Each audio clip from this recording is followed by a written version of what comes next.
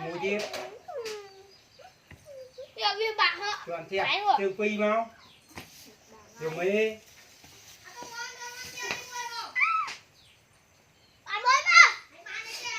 ผมเนี่ยโชว์ผมเนี่ยเป็นแค่เลยมา nhâm đây đây trong đẹp mà đào chào ta lên mặt xuống hả chị lên cái lâu tiết lô tóc thật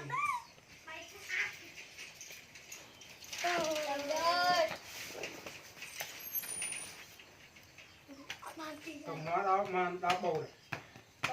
còn bán bô đâu tao ngó sâu luôn cho mấy đã không vùng co nó ôi chuyện lại nào